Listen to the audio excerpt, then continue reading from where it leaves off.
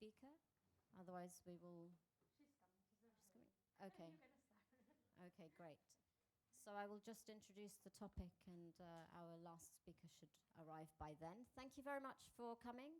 And I will just remind you all that this session is being recorded, and that if you could turn your mobile phones off, that would be wonderful. Thank you. So I'll get straight into it. EU-US data sharing is a loaded topic. It raises questions about surveillance, or spying, if you like, for national security and law enforcement purposes in the US. This clashes with our very strong privacy, data protection, and fundamental rights in the EU and how we interpret the rule of law. It also impacts businesses in both places, as well as across the globe more widely, and this affects a data economy worth 7 trillion or more. Twice the EU and US have come to international agreement on how to enable free data flows. Twice they've been struck down by the Court of Justice for being illegal through the Commission's authorizing adequacy decisions by the well-known cases Schrems I and Schrems II. As the title of this session reveals, we are going to be exploring whether it will be third time lucky. There is a new upcoming EU-US data sharing arrangement to be published, and we are going to ask ourselves, is this going to establish a relationship of trust between the EU and the US, which safeguards EU rights and the rule of law? So, I will just introduce our team of speakers. We have at the end Estelle Massé, who is Europe Legislative Manager and Global Data Protection Lead at Access Now, which is a digital rights organization. Next to her, we have Georgia Skuma, who is Security and Privacy Legal Director at Deloitte. Anna Buchter, who is Head of Policy and Consultation at the European Data Protection Supervisor. And last but not least, Professor Valsamis Mitselegas, who is Professor of European and Global Law at the University of Liverpool. Thank you very much for coming, and I will just remind you speakers, as I already have, when there is 1 minute left to speak, my colleague Victoria over there is going to wave a piece of paper, and so that you know when the minute is up, I think there's a 0 on the other side. This is purely for selfish purposes, so I don't have to interrupt you. I don't like doing it, I'm English. So it also allows us to let the audience here to participate, because we want this to be interactive and we want to, you to be awake, basically.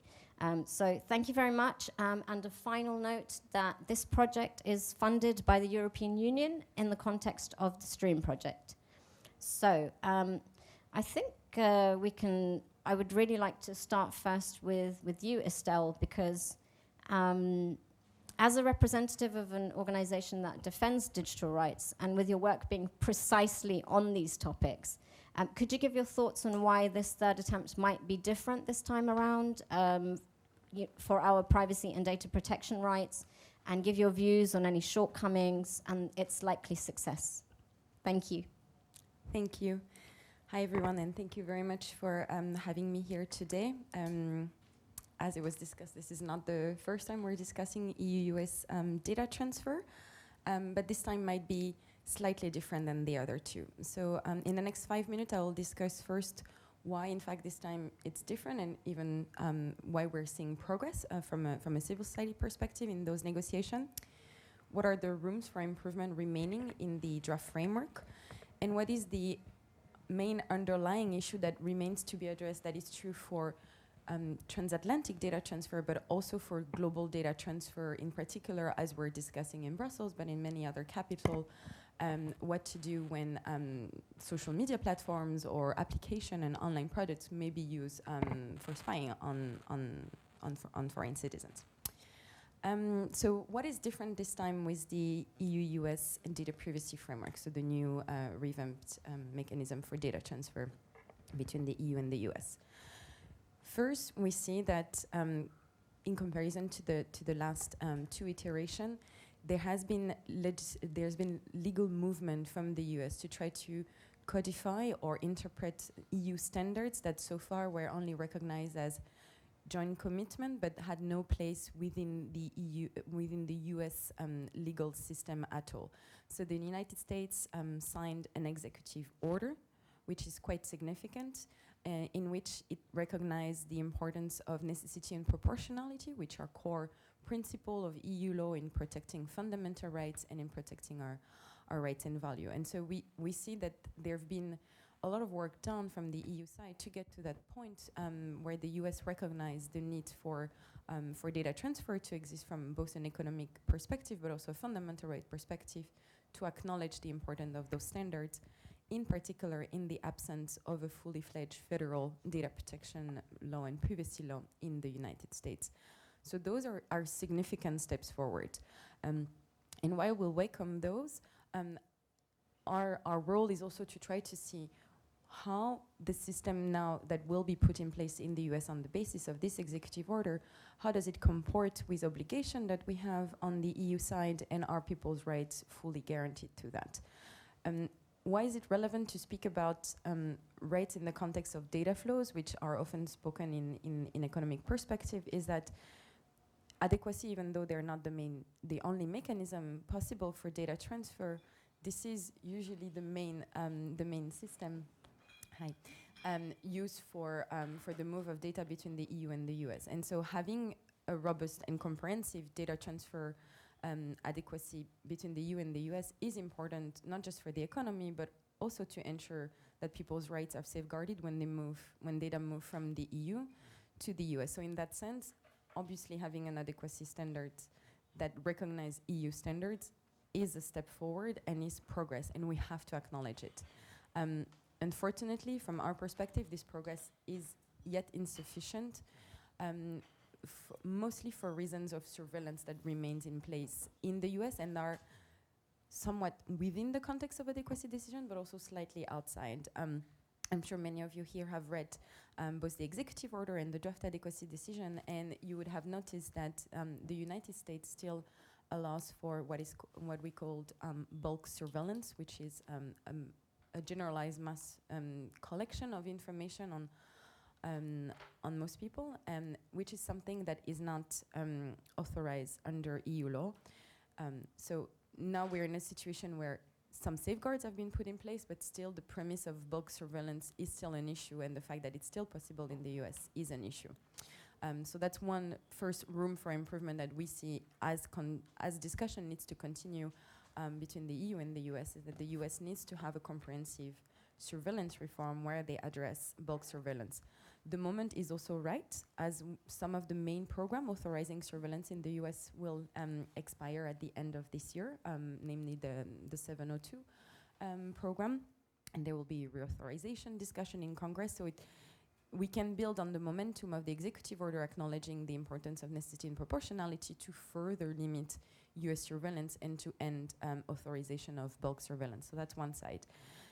The big test of the upcoming executive order and the new framework that most likely will be put in place in the US between the EU and the US on that basis is also whether or not EU citizen will be granted an effective right to redress. This has been the core of the past two rulings, and this is what will be tested probably a third time.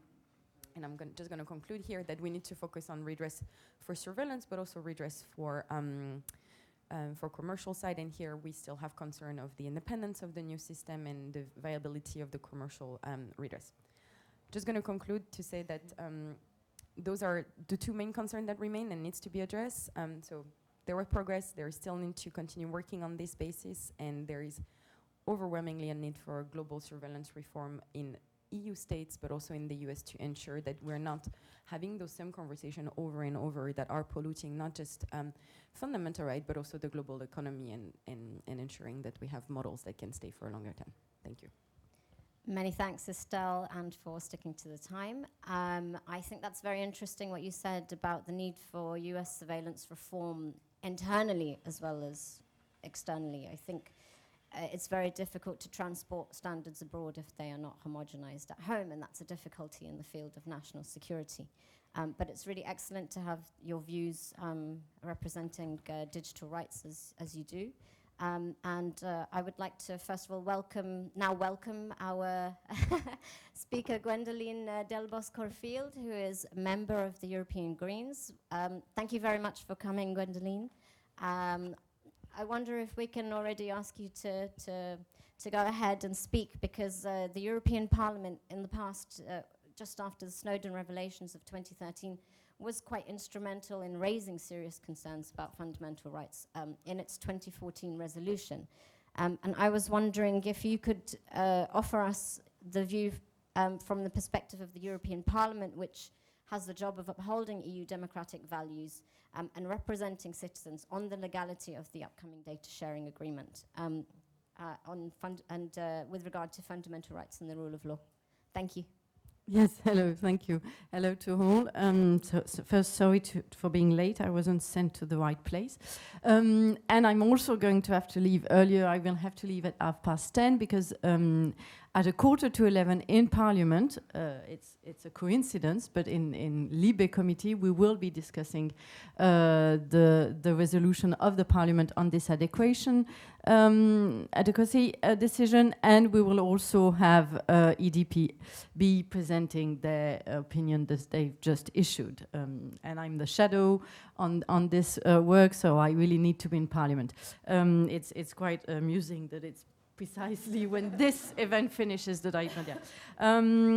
And so, as you can see, the discussion is really just starting in the Parliament. I mean, it won't be such a long discussion because basically we're going to copy-paste a lot of what we did last time in the last resolution and put it again, to be honest, on a number of things. But still, we are starting the discussion. But specifically on this adequacy decision proposal, but I think also that we're starting I think we should at least be starting the discussion also on the long term and not wait for every time a sort of a not completely satisfying solution being found between Commission and American government, and then Max Schrems going to court again, and then, you know, this repeating again and again. And I really want to foster this discussion about what else could we do. Because, of course, I mean, Estelle, I guess, has put all the background for you. Also, as you can see, experts on both sides are still not at all convinced. Max Schrems has been very clear that he's not convinced at all. And we in Parliament, of course, are not completely convinced. We already had a hearing with Didier Reynders where we could make our doubts out loud.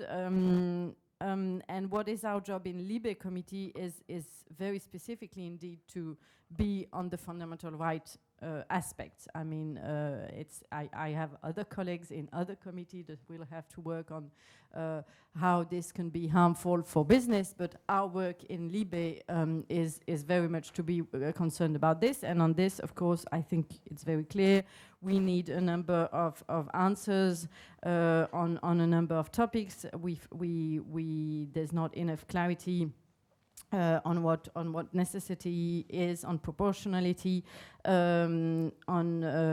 there's a big discussion on a number of US law interpretation, in fact, and we can't have very distinct answers to how you interpret US law and how this will apply. So even that is a problem. For example, we have a problem of what the definition and scope of signals intelligence is.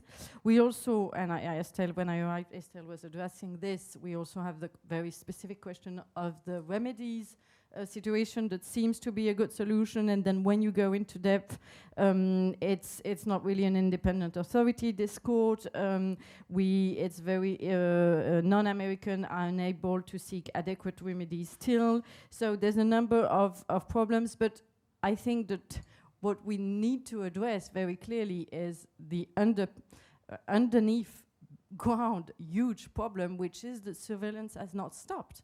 And what can we do in any case with this?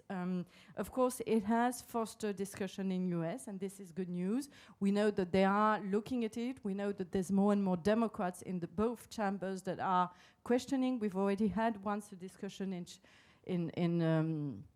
closed doors with some Democrat parliamentary people of US, and we know that they are asking more and more questions and wondering. But for the moment, this bulk surveillance has not stopped. And in an event we did recently, Max Schrems was even signaling that on a certain number of things, the intensity has in fact not reduced at all.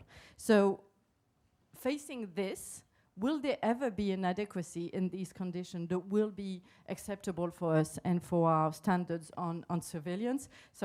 And so, of course, we need the Commission and to work with consultancy of civil society and experts. We need more transparency on what's happening. But I'm not even sure that that will ever be the right solution. I've asked a number of people if the standard close, if we could go on just doing standard close. There's a number of countries where we don't have an adequacy and we can work with them and do trade, but it seems that that is not completely satisfying also as safeguards. So we have to address this discussion. What can we do until USA is really changing its surveillance system? And I'm not foreseeing this in the next month. I mean, it will take years. The debate has started, but it's still very present in their system. And as member of the parliament, we need to find solutions, long-term solution, and not get again it's living the same event every time that the Commission comes out with a sort of a non-satisfying solution, and we immediately say it's not working. Thank you so much, Gwendoline. That is very true. I think there's an impasse which we have to unlock somehow. And indeed, the divergences at several levels do not help with this. So there is a really big need for the balancing of competing rights, which is made complicated by divergences in the US, as you mentioned, but also at home.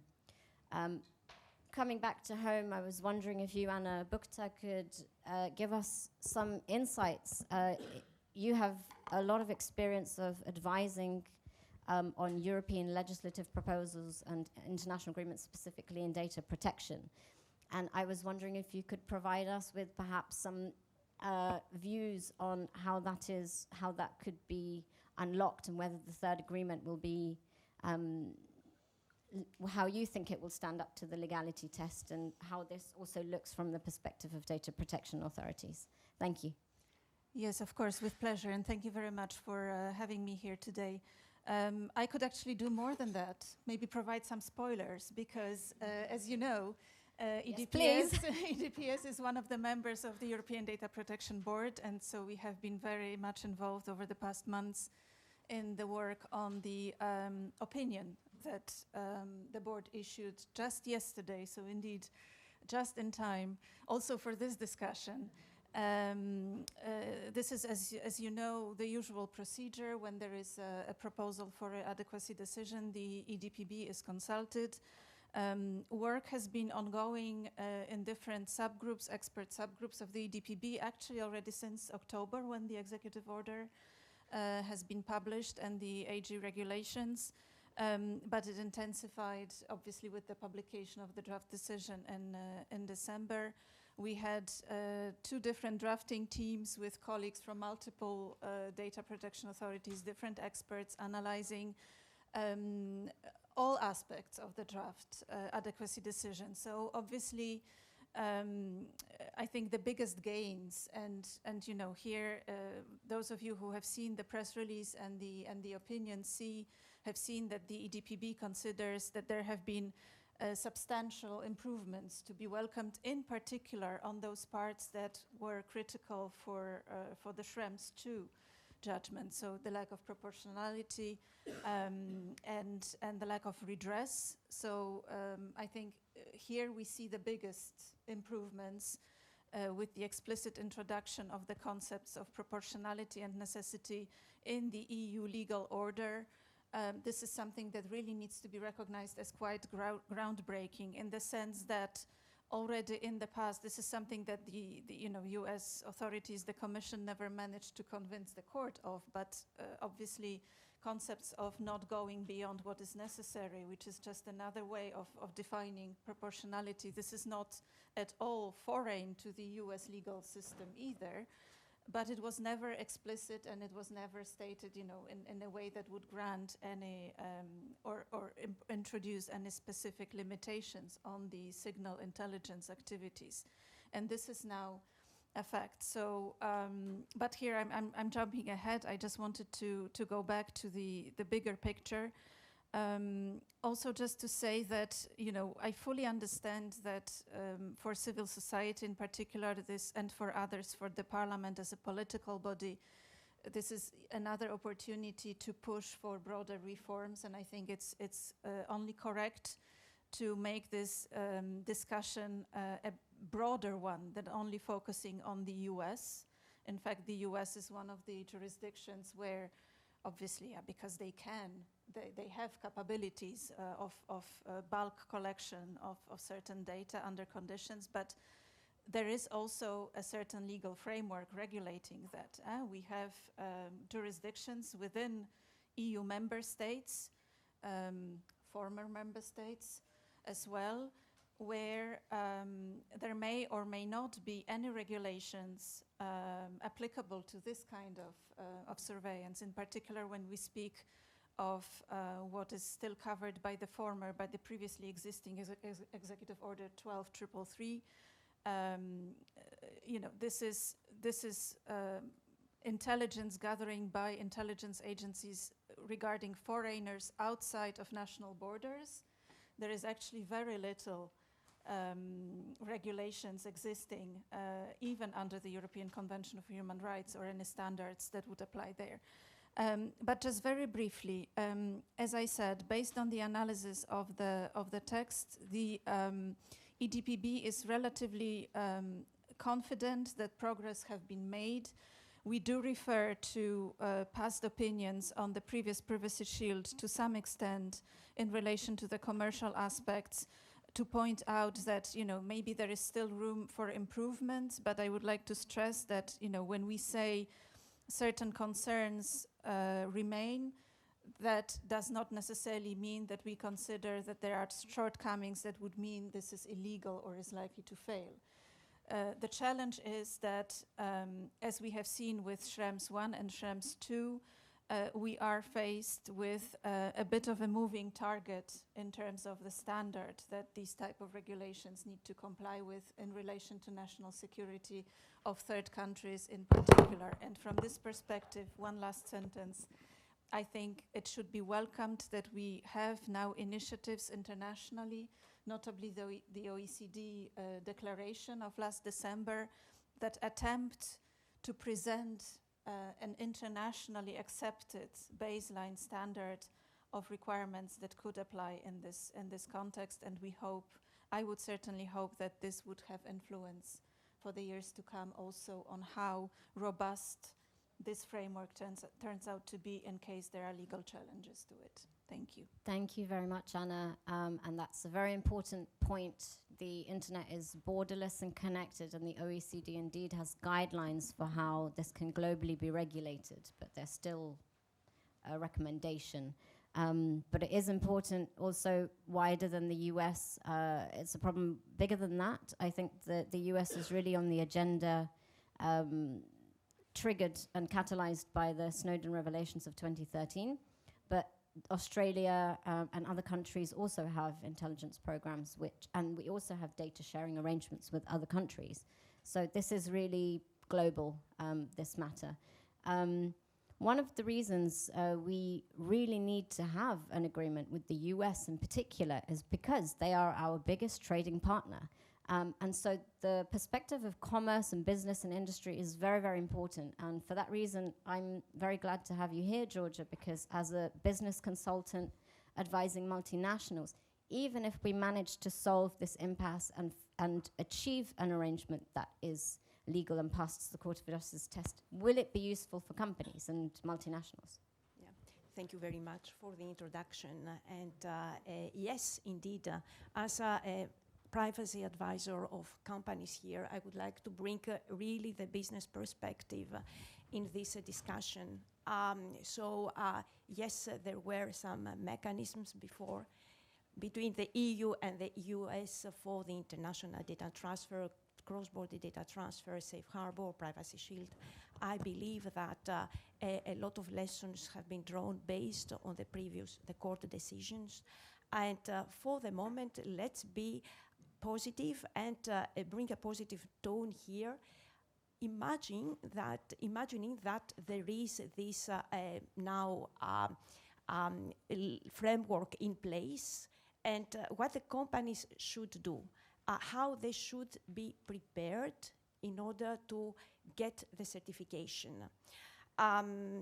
What it would really practically mean for them is to adopt a strong privacy policy. And in the letter, we were very pleased as privacy advisors to see that in the letter of the new framework, there is more accountability and there is more discussion about redress and about enforceability.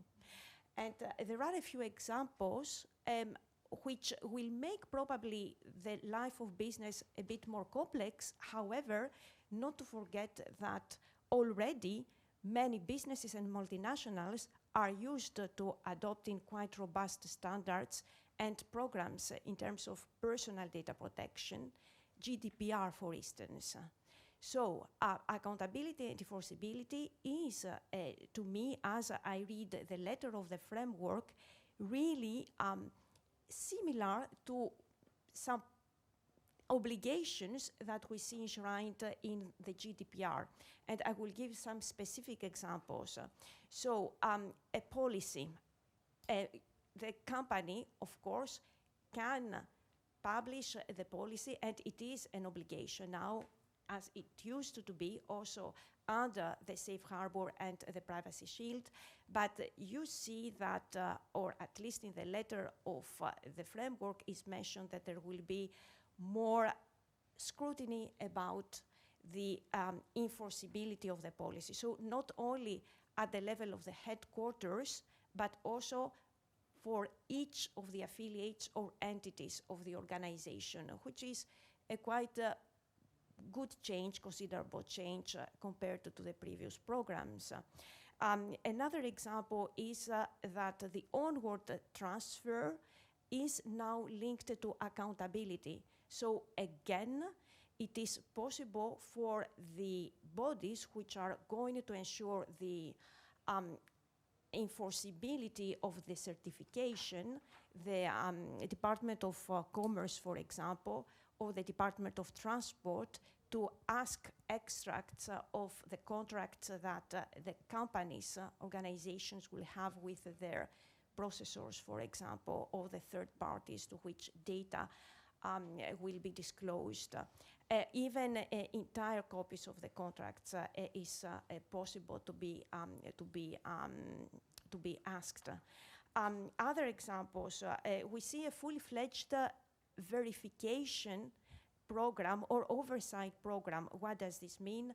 That according to the letter again, we don't know how effective all this will be at the end when I hope the certification will go on. But if there is at the end this program, then on-spot checks will be possible, verification checks will be possible after complaints introduced by data subjects or on the initiative of the enforcement authorities responsible for the to ensure compliance with the framework. Dispute resolution mechanisms, even the board yesterday, and the opinion was issued, as Anna said, and we read that they said that it is very clearly stated what the legal mechanisms are that data subjects can use in order to introduce complaints, and especially the cooperation with the data protection authorities may become constructive at the end of the day. We have to see. There are improvement points that are mentioned in the, again, the opinion of the EDPB. However, I would like also to highlight that aside the examples of really what more this framework brings in terms of accountability and enforceability, there is now a very negative perception because of privacy activists and because of the previous judgments, of course, that will influence the companies to buy the program. Basically, I see that the main constraint or problem in the short term, and I hope not in the long term, will be a duplication of legal mechanisms in order to ensure trustworthy data transfers to the US. So now they are used to adopting the standard contractual clauses. I believe that there will be some overwork probably in the future where we will have probably a certification, but given that this may be challenged again, if the perception does not become more positive, then the companies will tend really to overwork. And I will be very curious to see the continuation here. However, a lot of positive aspects now appear to be there, better illustrated, better phrased in this framework, and emphasized in the draft adequacy decision of the Commission. Happy to hear your thoughts on all those points. Thank you. Thank you very much, Georgia. Indeed, it is very challenging, and this brings me to the question of, once again, how is this possible if EU rights are constitutionally protected? And for that, I would like to turn to you, Valsamis, because you have advised governments, parliaments, and have written several books and articles about all areas of justice and home affairs, but specifically also on surveillance and trust. And what do you think? I'll share this with you. Thank you very much for the kind words. It's a very great pleasure to be here today in another Ideas Lab and to continue the collaboration with CEPS. As colleagues know, we have produced a number of task force reports in various aspects of surveillance, especially also in the digital era. So I will just close this session by sharing some thoughts from an EU, if you like, constitutional law perspective, but also highlighting some of the points that have already been made. So first of all, I think that we need to understand that the global dimension of the issue. So, we talked about the transatlantic agreement or adequacy, but, many companies operate globally, as you said, and surveillance can also take place globally, regardless of the authorities that are involved. And this poses a key challenge here about how can you have a transatlantic level playing field in a phenomenon that, sometimes defies borders, and how do we define jurisdictional borders? The second point is that from an EU constitutional law perspective, what makes things really tricky is that the EU and the member states have a constitutional duty under the treaties to uphold and promote EU values in their external relations. So it means that any agreement with the US must comply fully with EU law. And we talked a lot about the divergences and the convergences, but this is something that is a given and will influence any future litigation to the extent that we're trying really to make litigation future-proof.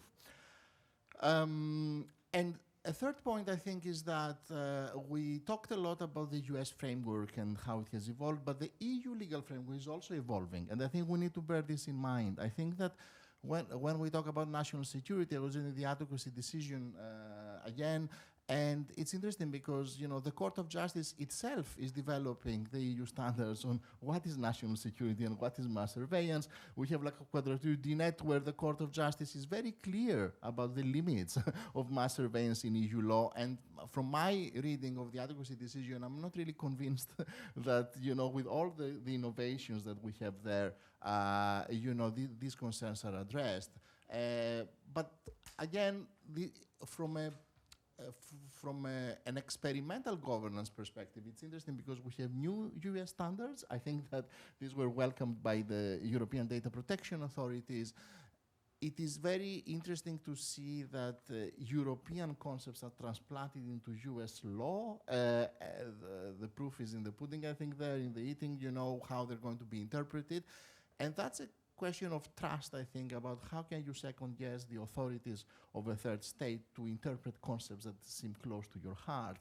But that's a key problem in adequacy assessments for the Commission. I think it's not only a US issue, who defines whether something is essentially equivalent without being the same as your standard? And so, and I think this is a challenge, I think that will not go away.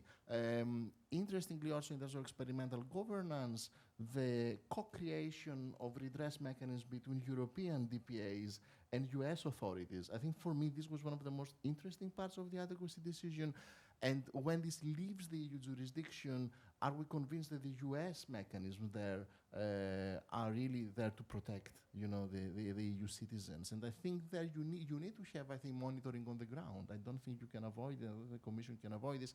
You need to see how much access will be given by the US authorities, because a lot of the monitoring currently lies within the US. So so I'm not sure whether this is. Trustworthy enough, and I'm sure you have comments on that, but this is my reading. So just to, I have 1 minute. I saw you, so I will finish with some pros and cons. I think that the pros are, I think, as you said, that there is an effort, I think, to focus on procedural justice in the adequacy decision. To really focus on avenues of redress. I think you can see it quite a lot there. We can discuss whether this is sufficient or not. The weaknesses, I think, are, first of all, I think that I find the provisions on oversight in the US unconvincing in the adequacy decision. I'm not really sure that they meet the independence criteria in European law. And also, as the Court of the European Parliament mentioned, mass surveillance is still with us. And when I was reading the provisions on bulk surveillance, the adequacy decision, I couldn't see any difference with the previous situations or the EP previous resolution and the rest of the legislation, including the NSA and the FISA and the FISC and so on and so forth. So, and I think if this is here to stay, then I think this is a key challenge for that. I'll stop here. Thank you for your attention.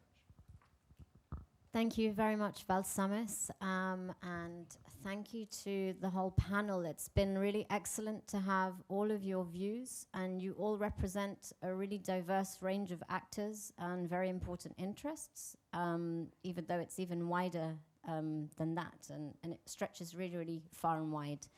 Can we have a round of applause for our...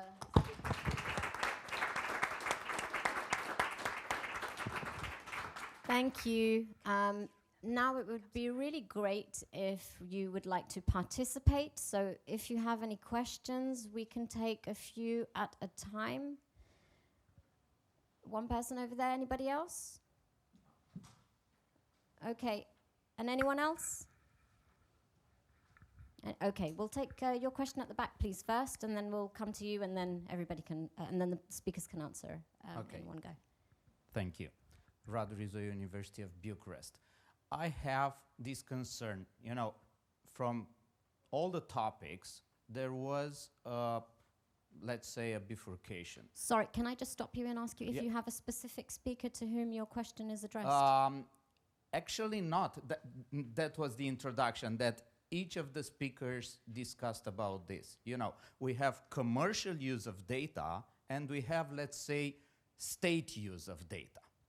Okay, with commercial use, we can have a lot of topics. You already presented all the challenges. The discussion is too varied. I would like to focus on the state use of data.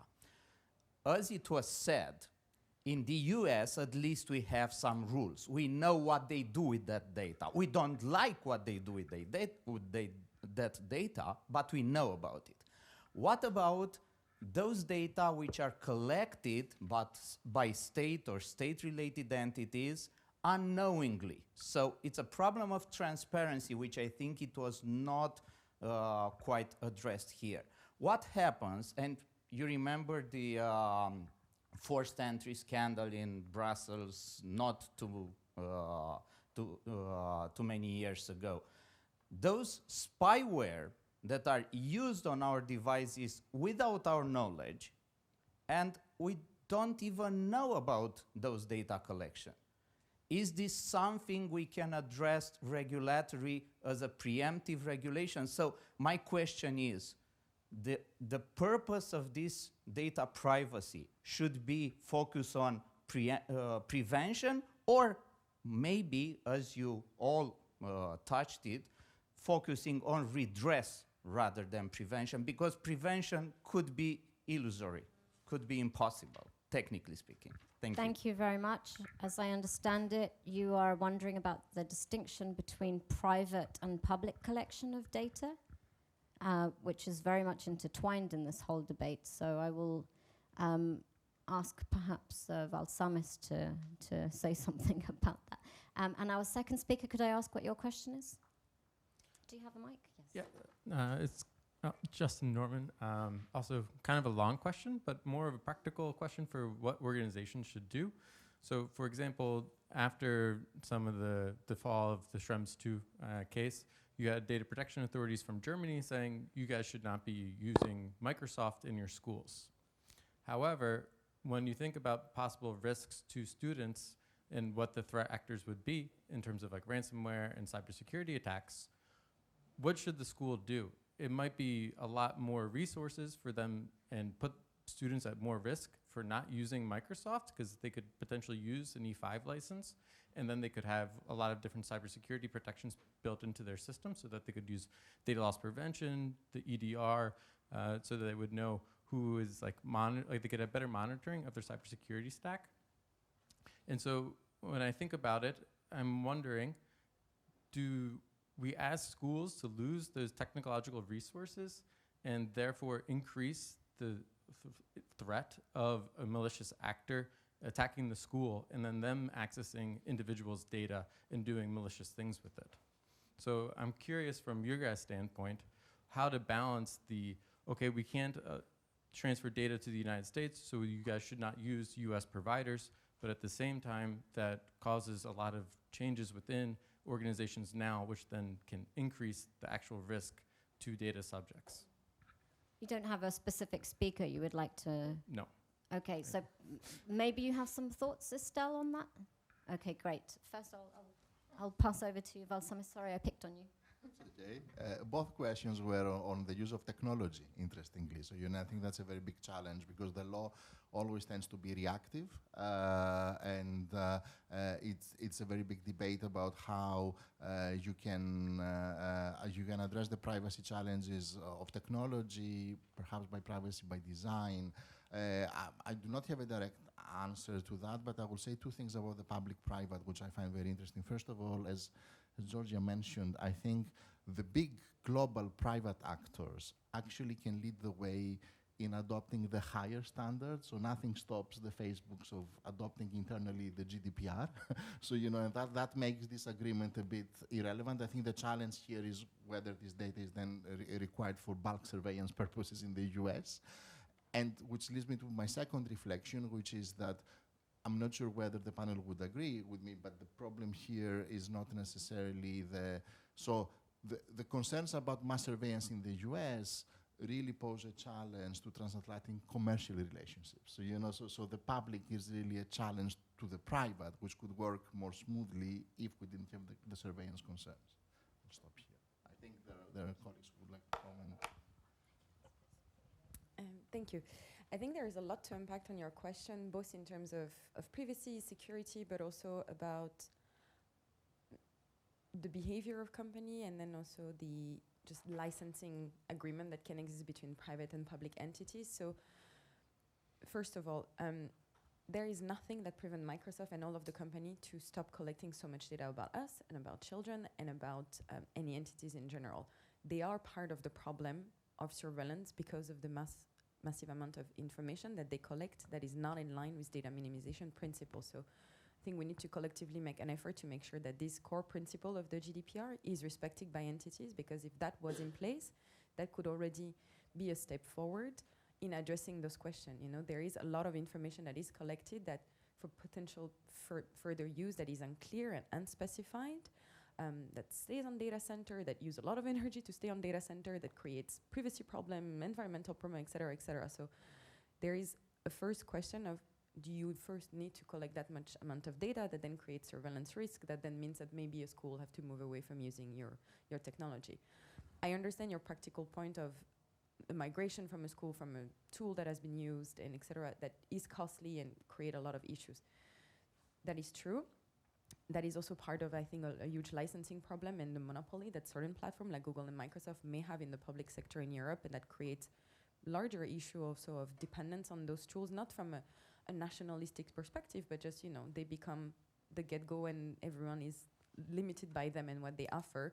And this is an important question in terms of digital economy, of whether we want to be locked in those services. So I think having those questions is actually healthy for the digital economy, of thinking of what alternative exist out there.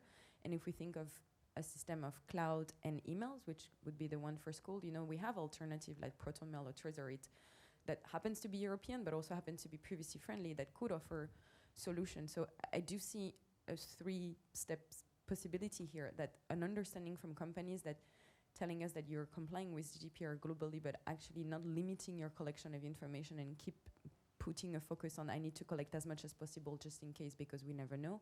You're putting us at risk and you're creating problem for yourself in terms of surveillance. So let's address that, and maybe you can go back to then have contract like that, but let's address also, why does everybody needs to have the same provider all the time? What is the risk when you do that? Because the same counterpoint to you, like maybe Microsoft offer a lot of security, which is true, and same as Google, but at the same time, it means if there is a vulnerability in their problem and every school use their system, then everyone's become vulnerable. So also having only one main provider can be problematic. So let's inspire also to have more digital actors and look around on those who are already available and try to scale them. That could be that could help a little bit on the answer. I'm not saying it's easy necessarily for school, and there is a lot of budgetary constraints to be put in place, but there is also the role of the state to promote those alternatives and come to point on not having those exclusive contracts. The same way the EU does, by the way, with also Microsoft and others. That should be realized. Many thanks, Estelle. I think Anna would like to say something, and then we also have 2 people who said that they have questions. So please go ahead, Anna, and then I will ask the 2 speakers. Just very, very briefly, I wanted to, without commenting on any specific companies or providers, but full agreement that, you know, the issue is rarely limited to legal basis for transfers in terms of compliance. But I just wanted to say that, you know, many people might ask themselves, what are the DPAs that the supervisor authority is doing? Why are they not simply banning certain services or operations? Well, your question is just a small sample of the type of dilemmas that you are then facing, you know, and is it really the best solution, and is it the role of DPAs to become de facto market regulators or you know, industrial policy makers? So it's all very complex, but this is typically some of the dilemmas that we are struggling with when taking decisions. You know, how to enforce and what to enforce and how to set priorities. And to the other question, I just wanted to state maybe the obvious, but you know, the difficulty is that national security is de facto, or as a treaty matter, the domain of member states. And of course, the Court of Justice attempts here and there to go beyond the previous case law, which focused on, you know, you cannot just invoke national security to cover whatever, right? Fair enough. Now they venture more and more towards limiting what this excluded sphere of national security is and try to extend the reach of EU law much further. But there isn't much buy-in, I would say, you know, to put it mildly, from the member states. So this, I think, is potentially another little rule of law crisis that we are potentially facing with the Court of Justice attempting to regulate aspects that member states consider reserved for themselves by the treaty. Can I just ask, Gwendolyn, if you have something? I know that you have to leave very soon, so... I wanted. Well, first I wanted to say that I think on regulatory frameworks we are advancing on both sides, on commercial and on rule of law. There's the DSA, DMA. There's also a big work that is done in the Parliament at the moment on PEGA, but on Pegasus, but more largely, in fact, on these spywares, and we are going to try to reach the idea of a moratorium. We are indeed confronted to this problem that member states say this is national security and you should not be working on this, and on the other side we are saying this is fundamental rights, this is EU values, so this is the balance that we'll have to find, and I think that we will advance on this idea of spyware, on member states themselves spying on their own people, and again on the data collection by big corporation, and all this we are also advancing. We also have indeed the global situation. I mean, it's not only USA. We will have a big challenge in the next month with UK, very clearly. Not only because they are they probably going to change their interpretation of GDPR, not only because they are threatening to get out of EU Court of Human Rights, which was at least a good remedy we had with UK, but also because if we share data with them, they are envisaging to give adequacy to a number of countries in a very broad interpretation of what adequacy should be, and then indeed data would be spreading. So we have the issue with UK. So we need all the time to re-establish the rules. We need in each frame, in each trade agreement that we're doing, it's now a very important part of the discussion next to the social and environmental condition of production. We also have now always a very big focus on the data privacy. And I think that on all of this, yes, of course, we're always running after technology. Yes, of course, it's maybe technologically a bit illusory because we always will be behind. And indeed, that's why we need to insist on the remedies that exist. But I also think that we need to work preemptively because we are also very much all the time setting precedents and leading the debate. And if, I'm a federalist, I'm often asked, do you really think EU is so important? I'm saying on most topics, no, but at least on one topic, digital is really the topic where EU has led the debate, has put standards for the global world, as inscribed fundamental rights as a main point of the discussion, and not only the commercial aspects and all this. So that's also part of our work. Our work is also to set the debate. Yes, technology. It's sort of we should be inventing a new rule, either on commercial or on rule of law every year, because every year you have a big progress technologically. PEGA has been a big surprise for all of us, because for the first time most of us realized that you could have your phone infected without even going on a bad mail, you just get infected now without no. So yes, progresses are so bad that we're always winning, but I don't think we should dismiss our huge role, specifically in the Parliament and in the Commission, of setting the standards, setting the rule of law topic. This is our work, and I think it has an influence, even if, of course, it's often we often get into the middle of complicated situations where we do fail because technology progresses so quickly. Thank you very much. I would like to add one phrase on the second question. The ban, I believe, for the moment and in the globalized economy that we are now, is really unrealistic. We cannot talk about a commercial ban of some providers, and we know also from the point of view of really the company, at least I'm working with, that all these players, because they are big, they can meet the compliance standards.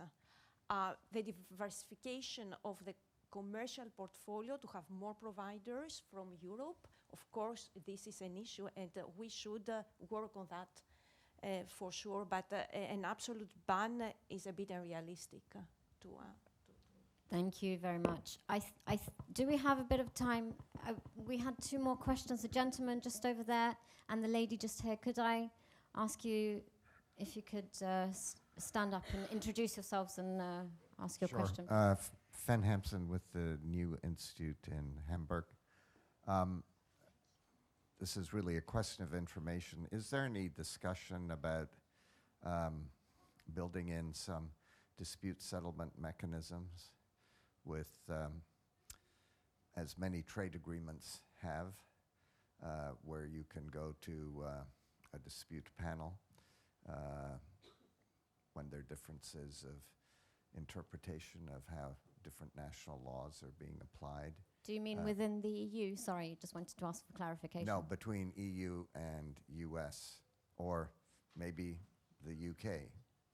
Because normally if you're setting up an agreement framework and data is a bit like goods and services that are getting traded across borders,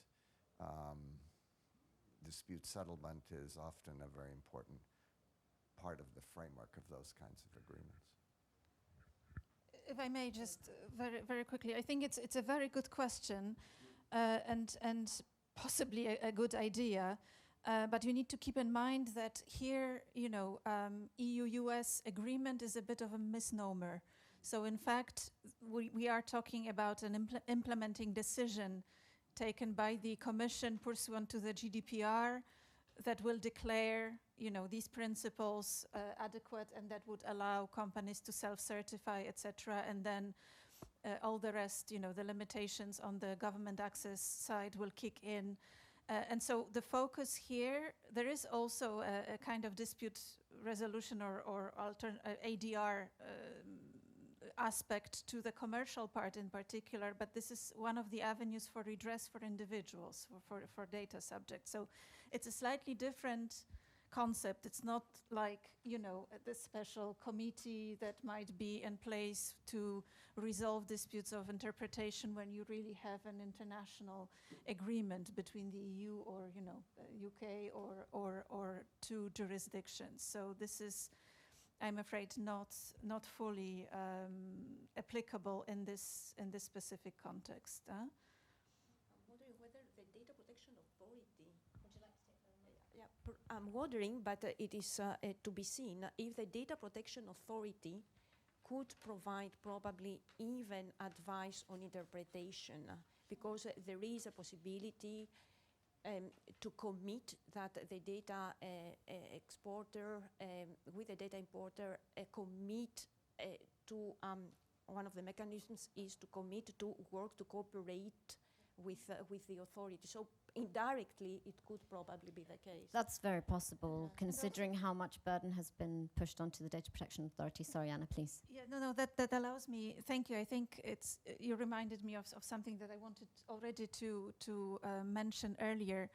I think here, we are a bit in this slightly fatalistic, vision of, okay, there is a draft decision, it will be adopted, and then nothing, litigation, maybe it will survive, maybe it won't. In fact, it's a little bit more nuanced than that, and I think it's very important to keep in mind two aspects. First of all, and I think this also is meaningful to what you said about will the concepts of European law be really applied and interpreted in line with what we would expect, and how would that work in practice? And the first step, again, on the government access side to that will be the so-called implementing policies, where all the government agencies on the US side have time, I think 1 year from the EO publication, so until early October of this year, to transpose the limitations and the principles of proportionality and necessity into their internal policies, including exactly on the targeting and limiting of their signal intelligence activities. And the EDPB stressed that this is one of the very important aspects and invited the Commission to also assess those policies. Of course, it's another question to what extent that is feasible in all cases, but to assess those policies and stress the conditionality. In any event, the adequacy decision is not supposed to enter into application, enter into force before all those policies are in place. So this is, let's say, one opportunity to clarify those slightly abstract concepts, and with a, at least we hope, some scrutiny from the Commission. The other aspect, which is a bit, internal cuisine, so it's not very well known, there are the periodical reviews of the functioning of this mechanism, as existed already before for the Privacy Shield. I think it was even an annual review back then. And this is quite a serious exercise, bringing together stakeholders from the Commission, from the EDPB now, so national DPAs, and also the US side, where precisely what is being discussed is practical implementation, specific cases, any problems. And for example, a number of concerns that were expressed by the Working Party 29 at the time in relation to the Privacy Shield could be effectively addressed in the framework of those periodical reviews. So here, again, there will be a first review after 1 year, which I would guess would focus specifically in particular on those internal policies and, any early lessons learned. And then the GDPR requires every 4 years. But once again, the EDPB is asking the Commission to reconsider and to have it at least every 3 years. So, to really underline and strengthen the effective implementation and application of all the commitments. So Yes. this is something that I think can address those aspects. Thank you, Anna. Those regular reviews are very interesting also to see how they will impact the data sharing agreements with other countries than the US. I think we had a question from the lady just behind, and then if we could take the question from Sergio afterwards. Yes, hello, I'm Calypso Nicolaidis from EUI in Florence. And I guess my question, in fact, continues this remark that there is a bigger world out there. But also I'd like to ask, the speakers, in a way, reacting on Valsamis, to share with us your kind of normative sense. And I mean by that in this whole story, there are two really powerful logics.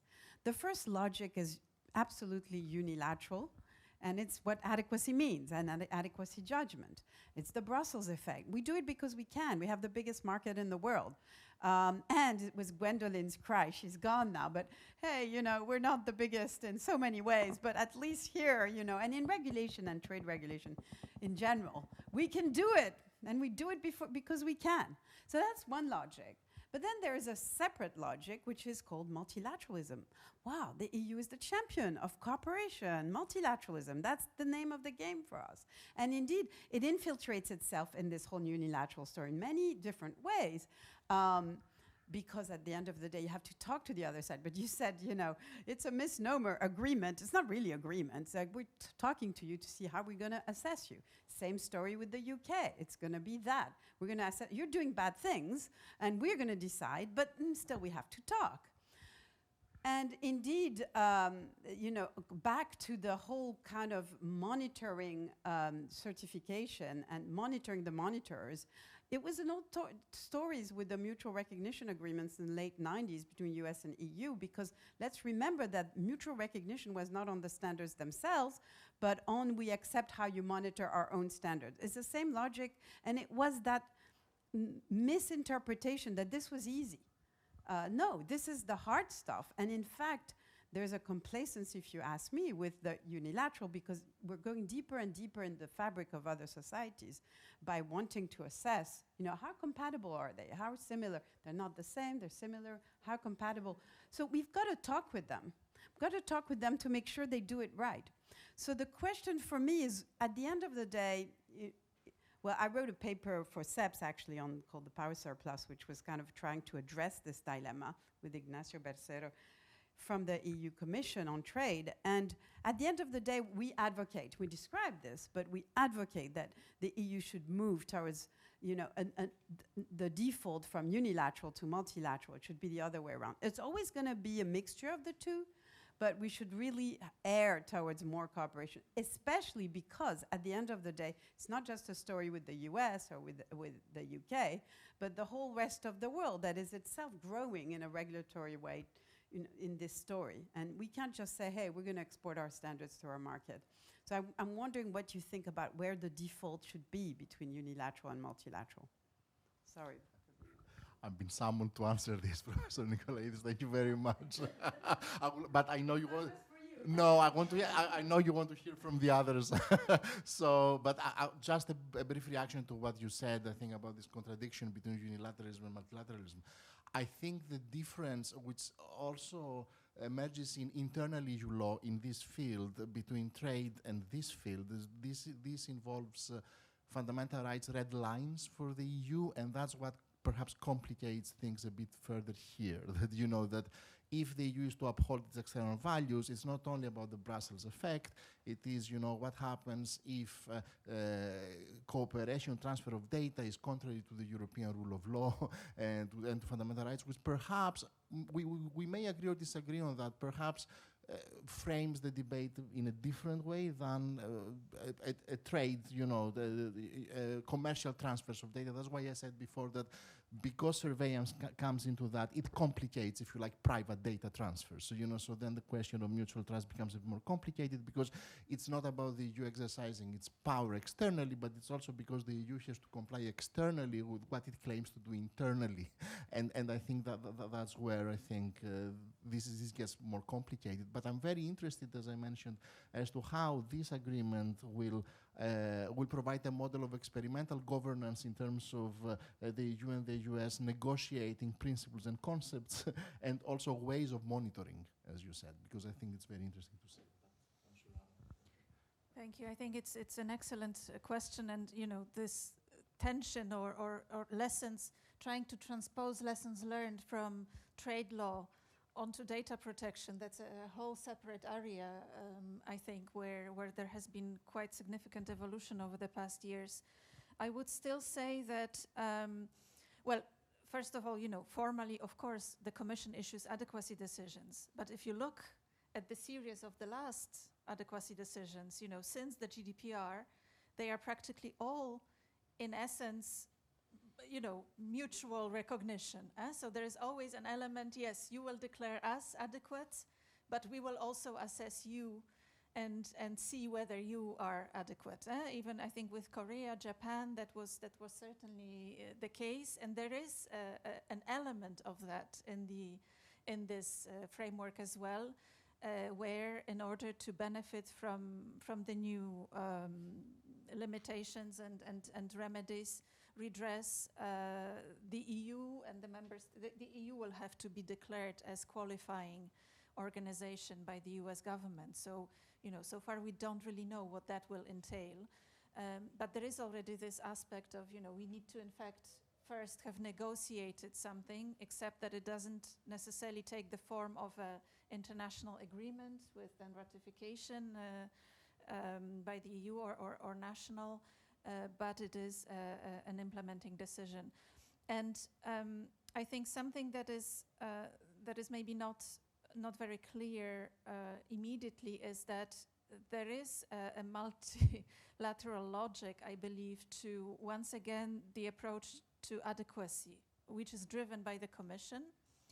And if and when this decision enters into force, it will mean that there are adequacy, or that from the perspective of EU law, all the G7 economies will have been declared adequate. So this is also something that I think is not completely by accident, and is something that creates a certain interesting dynamic of, you know, maybe raising the standard of protection overall.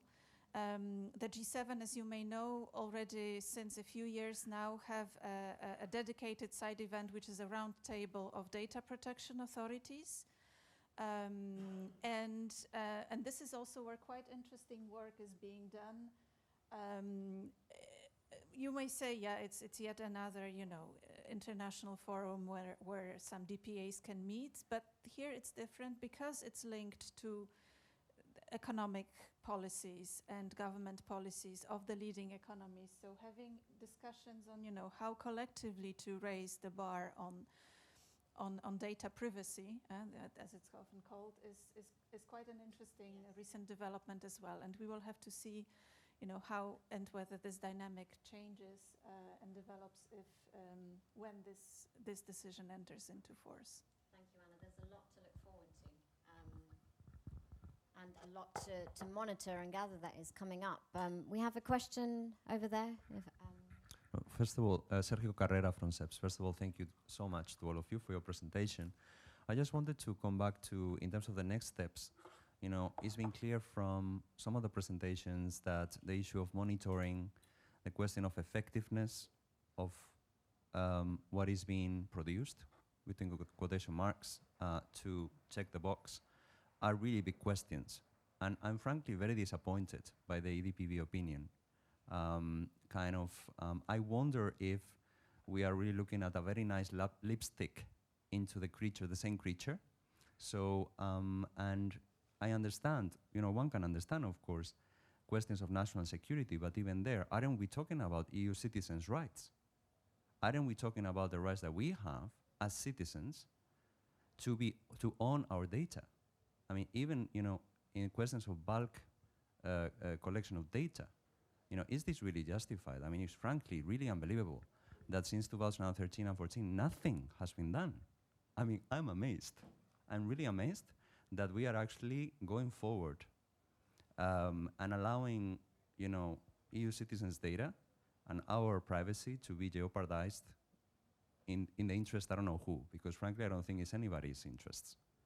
Frankly, I feel very strongly, even companies, anybody, interests for this to be rubber stamped, put a nice lipstick, and let's see, you know, good luck, we shall see how it works in implementation and monitoring. You know, I frankly feel this way. And at CEPS, I think we are going to continue exploring this precisely, these questions, but I just wanted to express this feeling after working so many years in this area, that we are now in this kind of spirit of, you know, we are tired, so let's give it a go and see how it works. Well, frankly, how it sounds. So I wondered, you know, what you think about that. Thank you very much, Sergio. I think we were talking about that before when I was speaking to Anna and Estelle outside the room, and also Valsamis, about what we think is proportionality and redress, which is mentioned in the documents. How is that actually going to pan out? Once we have all of the legal documents published, we will be able to see if the proof is in the pudding. But maybe, Anna, you could tell us more about that, because I think you have a more positive approach to this. Yes. So, of course, I mean, when you read the EDPB opinion, again, as I tried to suggest earlier, we do law, right? I mean, we do a little bit of policy, but we do law. It's a boring document.